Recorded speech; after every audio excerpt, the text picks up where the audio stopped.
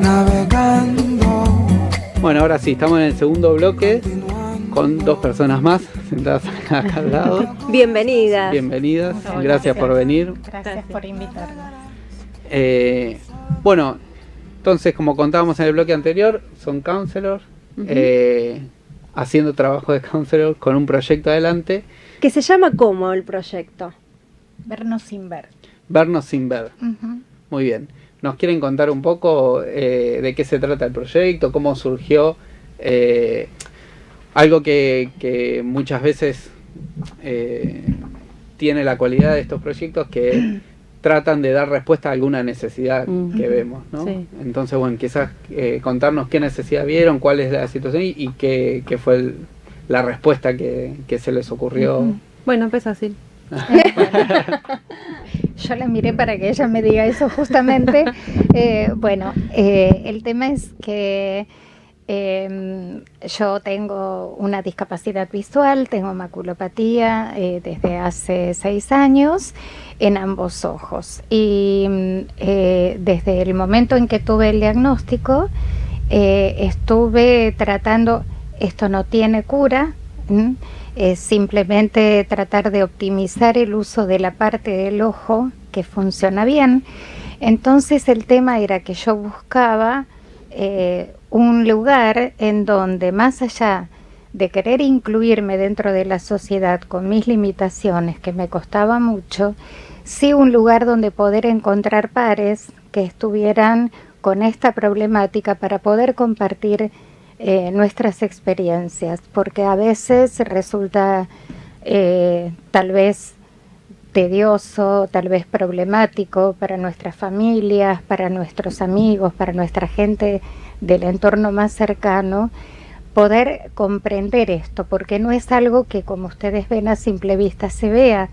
Entonces es difícil de manejar. Entonces fue tal la necesidad que tuve de poder encontrar un lugar de esta índole que no existe en Buenos Aires, que hay solamente la posibilidad para personas no videntes, pero no para esta problemática u otras con disminución visual.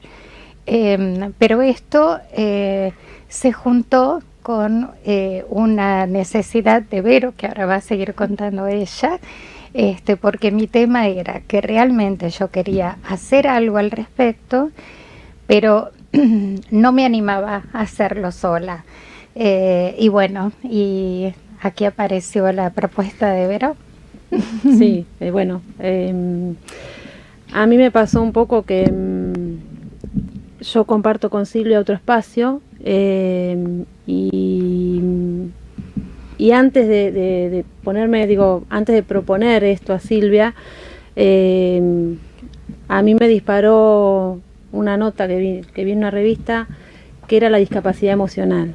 Entonces yo a partir de ahí empecé como a investigar qué era la discapacidad para mí, no lo que yo veía en la calle. Porque yo de discapacidad veo a una persona en silla de ruedas, una persona con un bastón, una persona con alguna parálisis, digo, eso es la capacidad física que veía. Pero esta revista me planteaba la discapacidad emocional. Lo que te significaba a vos. Claro. Que entonces, no es tan visible, que tangible. No es tan visible, exacto. Entonces, ¿cómo hacía yo cómo puedo saber cuál es mi discapacidad emocional? Porque primero entré por ahí. Yo soy discapacitada emocional, como muy bizarro, ¿no? Así. Entonces, empecé como a hacerme ese tipo de preguntas, y lo que yo experienciaba con Silvia en el grupo que compartimos era esto de ver la necesidad que había. ¿Cómo hago yo para darme cuenta que ella tiene una discapacidad y no... ¿Cómo se explica? Espérate, ¿cómo...?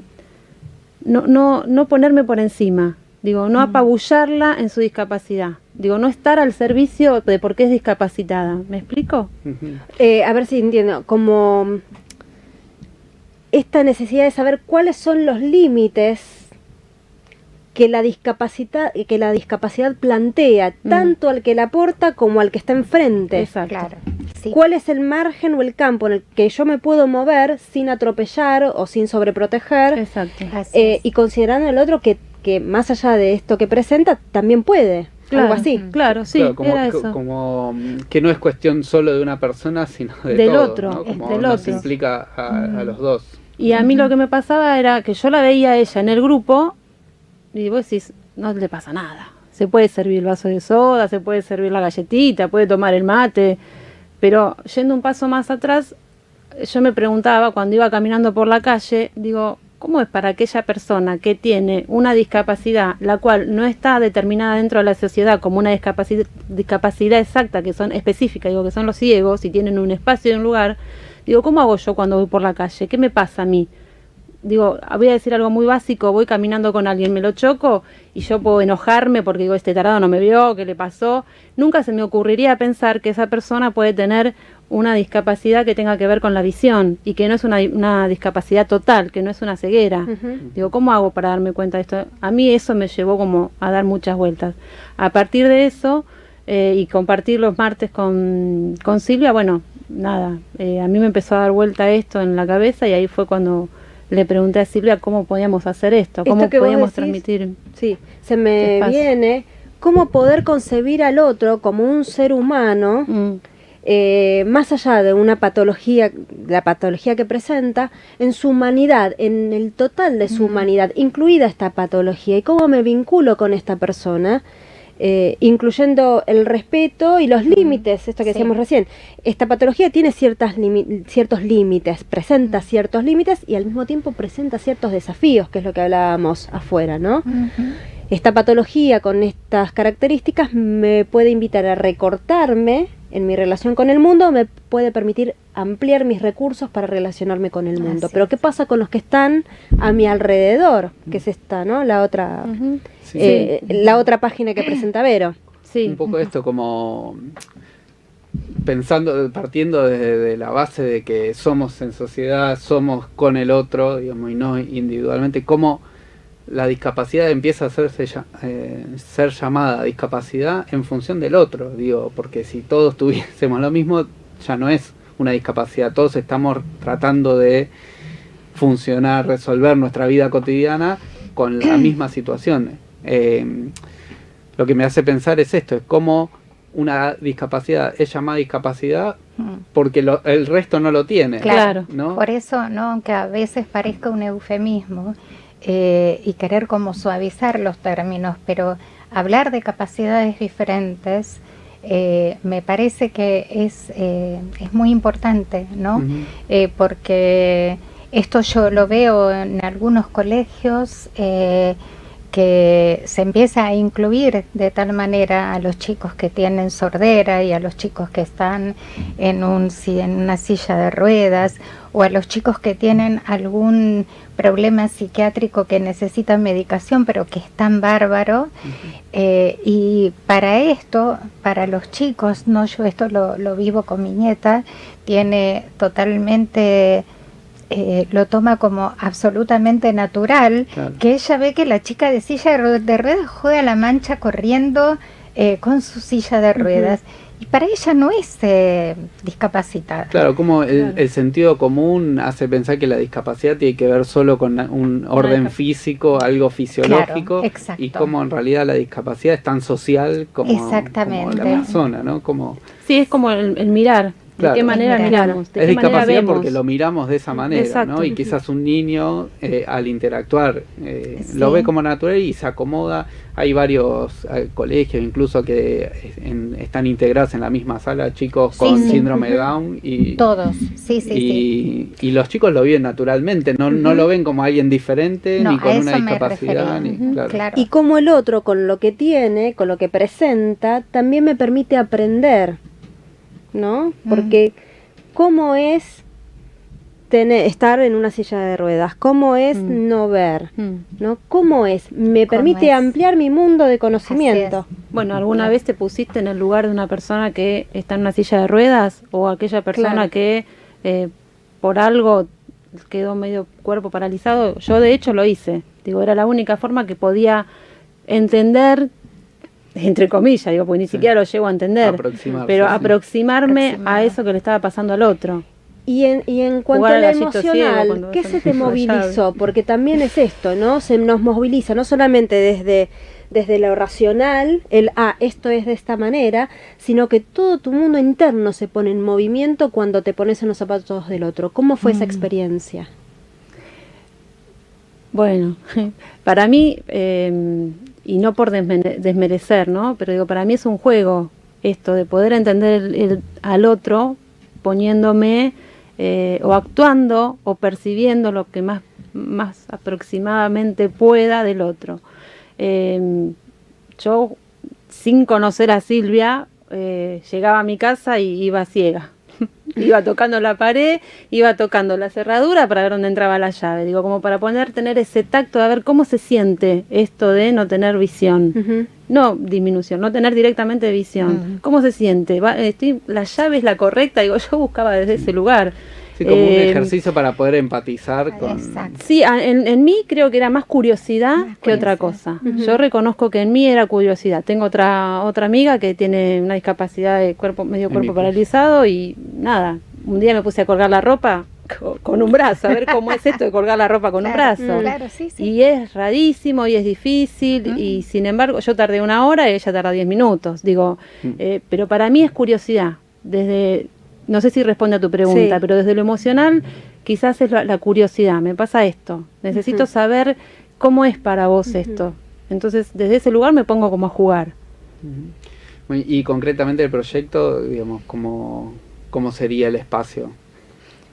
Bueno, son grupos, tenemos 2 tipos de grupos. Son los grupos para las personas con discapacidad visual y los grupos para los familiares.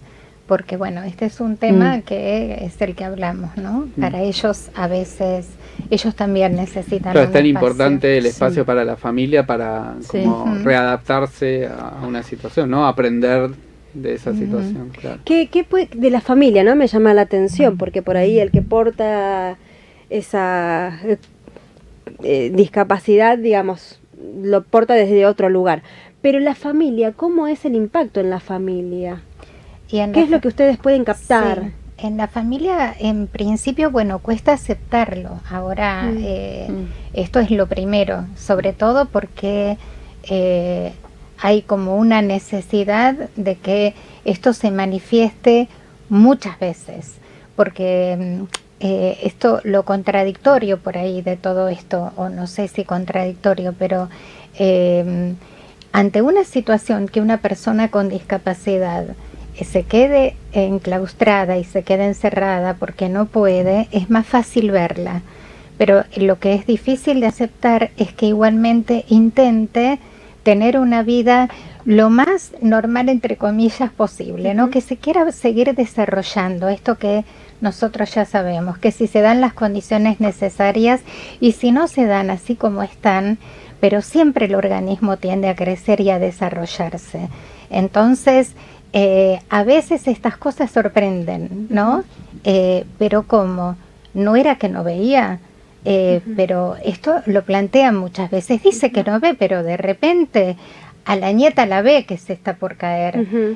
Claro, pero a lo mejor hay que estar explicando que a lo mejor es porque el sol dio de... ¿no? Esta cosa que yo creo que en un primer momento es la no aceptación.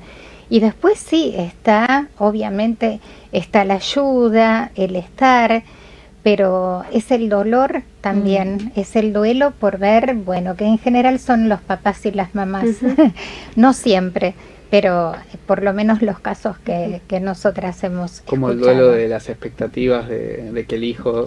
¿no? Claro. A eso te refieres. Pensaba que cuántas cosas se ponen sobre la mesa, ¿no? Por un lado esto, las expectativas y la proyección, basadas en una normalidad, también entre comillas, ¿no? En lo que es normal, la norma, lo común a todos, lo esperable, ¿no? El camino trazado, ya sabemos a dónde nos lleva. Por otro lado, lo que se plantea es esto, ¿no? La no aceptación o la dificultad de aceptar el problema en sí. Así es. Claro. Pero también se me ocurre pensar como otro tipo de problemática agregada es esto, pero además de que tiene este problema y encima quiere poder, Claro. Quiere poder, o sea, Claro, esto no lo claro. frena. Sí, ¿Cómo sí, se sí. entiende eso? Digo, Sí. se me ocurre como todos estos frentes abiertos en simultáneo. es así. Sí, y también muchas veces pasa que en la familia el que lo sufre, ¿no? La familia lo niega, una parte de la familia lo niega y la otra parte no. ¿Y cómo hacen entre ellos para poder entenderse? Digo, yo tengo un caso en donde la mujer tiene el problema de disminución visual, el marido lo niega y los hijos lo ven. Entonces, ¿cómo hacen ellos? ¿Cómo se manejan ellos todo el tiempo con esto? Los hijos, ¿cómo ven a este padre que niega y el padre cómo sigue negando a esta mujer?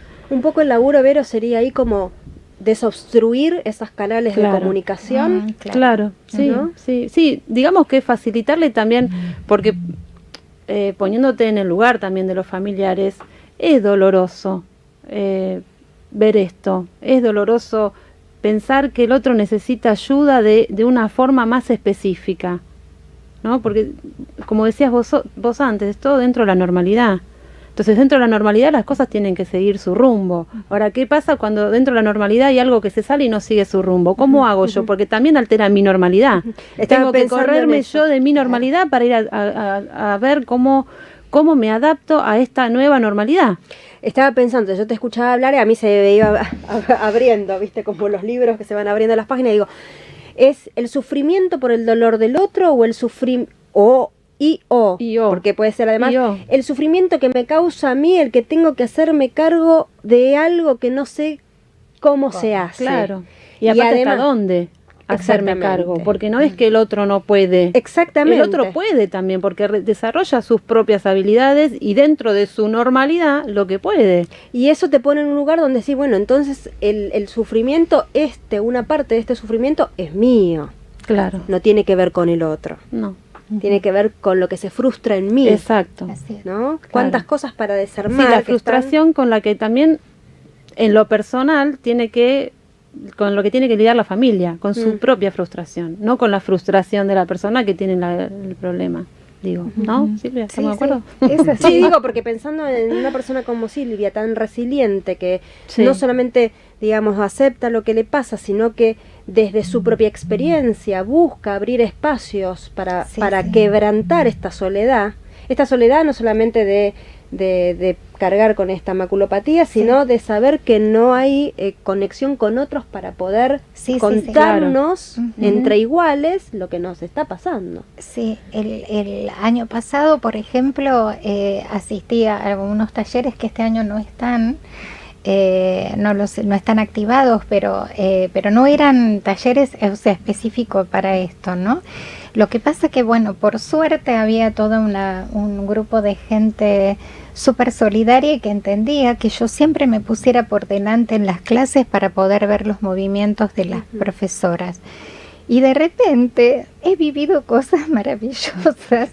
Y estuve quería hacer cosas con el cuerpo, porque bueno, todo lo que funciona hay que usarlo, y entonces a mí toda la vida me gustó el baile y actuación, hice teatro, hice baile, danzas árabes, y nos fuimos a bailar a Cosquín.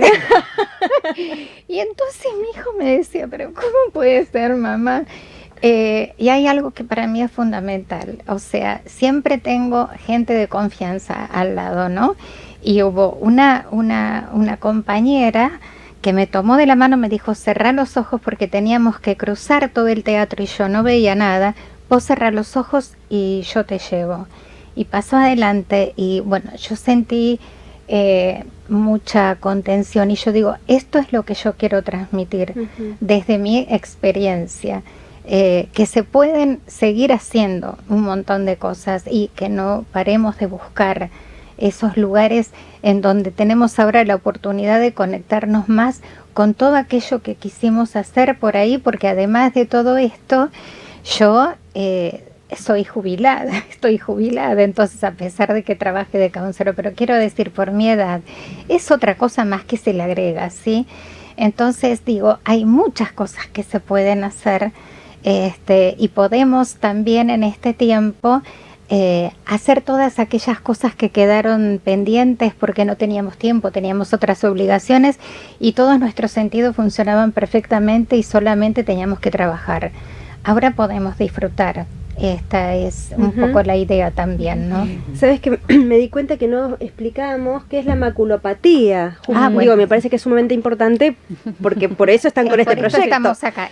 Sí, en realidad la maculopatía es parte de, no es solamente que por eso, sino digo todas las disminuciones visuales, ¿no? Que hay, que digo nada, eso. Sí, pero este bueno, caso es particular mío, pero nosotros no hablamos de maculopatía solamente, estamos hablando de toda discapacidad visual. Lo que pasa que generalmente lo que se altera, ya sea el color, la forma, el tamaño del campo visual. En mi caso, lo que sucede es eso, que es una maculopatía seca, que no tiene tratamiento posible y que las características son que se ve todo muy borroso, es muy diminuto el campo visual, entonces es como que yo tengo que cuando quiero ver algo, escaneo y voy enfocando. Entonces ahí después tengo el cuadro completo. Bueno, Claro. pero claro, Es como vas viendo un campo visual más chico, entonces vas completando la imagen. Voy completando con el ojo que veo mejor y claro, y es así. Y los colores no se confunden como en el daltonismo, pero sí no se sabe bien dónde empiezan y terminan las cosas, salvo que haya contrastes como en este lugar, que para mí es maravilloso porque hay contrastes, entonces veo todo perfecto. Claro, Sí. claro, bueno, uno de los temas es ese también, que en la sociedad no está preparado para una persona, sí para los ciegos, pero no para una persona que tenga otro tipo de disminución visual. Entonces también eso nos llamaba la atención, ¿no? Como no, vos podés entrar a un bar y de repente el bar es todo un color y la persona que tiene disminución visual le cuesta más. No es que no puede, pero le cuesta, tiene otra dificultad. Entonces una dificultad más que hay y que tiene que pasar esa barrera. Y después va a depender de cada uno si la quiere pasar o no. Pero digo, desde la sociedad tampoco eso está como muy avalado. No, ¿cómo se dice? Tenido en cuenta. Sí. Bueno. Sí, pensaba en tanto sociedad y en tanto, ¿no?, lo común, En lo la vida cotidiana. También pensaba en los ritmos, en los tiempos, porque alguien que tiene que escanear fraccionadamente una imagen y después recomponerla para tener una idea del todo, es un tiempo, ¿no? Lleva un tiempo lógico, digamos, fisiológico. Sí. Y eso, tan simple como eso, no es tenido en cuenta. No es tenido en cuenta por los que no tenemos esa patología en la vida cotidiana. Los tiempos que nos lleva cada tarea no los tenemos en cuenta y estamos a los tumbos. Cuanto más alguien que precisa de un tiempo para recomponer y ofrecer una reacción o una respuesta a la afuera. Así es. Bueno, puedes contar lo de la película. ¿La película? ¿Cuál? La de la película, ¿cómo haces para ver una película? Bueno, sí, es la verdad que ahora lo voy a cambiar, lo estoy cambiando en realidad. Sí, lo estoy cambiando porque la idea nuestra es sobre todo que la persona trabaje por su inclusión, porque yo tengo esta idea, no voy a esperar a que me incluyan, tengo que hacer un trámite y la verdad que todo va por pantalla y si yo no me arrimo y digo, háblame por audio porque no te veo, claro, me costó llegar a esto, ¿no? Pero yo para ver una película el tema es, o veo la imagen, no toda, veo una parte. Las imágenes ahora no es lo mismo que el cine argentino. Cuando yo era adolescente es todo tan fugaz y tan rápido, tantos colores, tanta pantalla con tantos colores fuertes, ¿no? Entonces tengo que ver, por ejemplo, una película de 1 hora y media, como es un ejemplo, para poder seguir participando. Yo estaba en un grupo donde mirábamos películas en grupo y a mí me fascinaba la experiencia, pero yo sabía que no iba a poder verla y después poder compartir porque era misión imposible. Entonces, una película de 1 hora y media, me prestaron la película, yo la miré en mi casa y vi primero las imágenes. Después primero leí el texto y después, el texto lo fui leyendo, porque también ahí tengo que escanear. No leo pero no leo con la velocidad que leía de cuando era jovencita. Entonces, entre leer primero el texto, después ver la imagen y después ver todo para ver cómo era, la película de 1 hora y media la vi en 4 horas, pero el sábado siguiente fui y la volví a ver. Pero ahora tuve otra experiencia en un taller que me pareció fantástico, porque yo dije, me fijo, a ver qué veo. Y yo siento que lo que ahora veo es lo que tengo que ver. Me conecto con lo que tiene para decirme eso. Obviamente no voy al cine, pero digo, claro, porque no voy al cine a ver una película con argumento, pero estoy tratando de eso. Como yo misma trato de incluirme, el decir acepto. Yo no puedo ver una película como antes y no voy a estar 4 horas como loca. Me parece ya que es demasiado. Fue un desafío para poder seguir participando, pero esto no es real. Y quiero conectarme con esto, ¿no? Bueno, de alguna manera algún mensaje hay. Y de todas maneras, como sigo leyendo mucho y como hice esas experiencias con el cine el año pasado, este año sí estoy pudiendo ver series que son de 40 minutos y eso sí, las caras por ahí mucho no las veo, pero los reconozco por el sonido de su voz y puedo seguirlos, entonces como es en español, viene bien. Y la experiencia es buena, no es lo mismo que antes. Pero cómo tomar conciencia, cómo aceptar sus posibilidades y limitaciones y cómo generarse un ambiente, un entorno para acomodarse, para poder desarrollarse y no al revés, no quedarse adentro, no perderse. No. Esto que decías de no uno mismo, incluirse, ¿no? Incluirse. Y también lo que te escuchaba y se me venía era esto de, bueno, ¿qué tengo ganas yo? Que esto es en esto tan puntual, tan focalizado, es decir, no voy a estar 4 horas mirando una película, pero yo tengo ganas de esto. Digo, ¿cómo también para mirar el lado más amable que te presenta una limitación, te facilita, te favorece la ampliación de otros recursos, de otros contactos? Yo tengo ganas de esto, ¿no? ¿Cuántas veces, teniendo todos los recursos disponibles, no nos hacemos esa pregunta? Nos están haciendo señal para ir al próximo corte y la dejamos picando. Dale.